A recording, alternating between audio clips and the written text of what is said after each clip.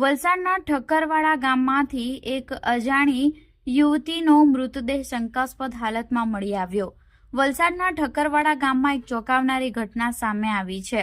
ઠક્કરવાડા અને કાંજરંછોડ ગામને જોડતા ઔરંગા નદીના બ્રિજ નીચેથી અંદાજે 21 વર્ષીય યુવતીનો મૃતદેહ શંકાસ્પદ હાલતમાં મળી આવ્યો છે।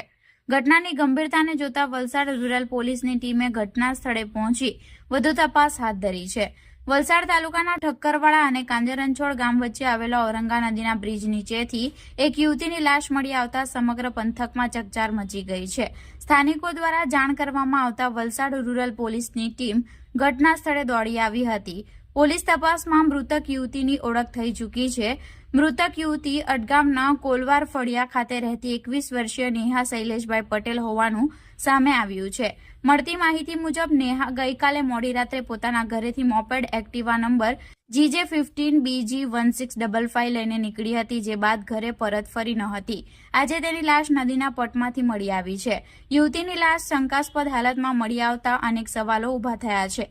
હાલમાં રૂરલ પોલીસે લાશનો કબજો લઈ તેને પોસ્ટમોર્ટમ અર્થે સિવિલ હોસ્પિટલમાં મોકલી આપી છે। યુવતીનું મોત કયા કારણોસર થયું છે, તે હત્યા છે કે આત્મહત્યા તે અંગે પીએમ રિપોર્ટ આવ્યા બાદ જ સ્પષ્ટતા થશે। હાલ પોલીસે અકસ્માત મોતનો ગુનો નોંધી આગળની તપાસ હાથ ધરી છે।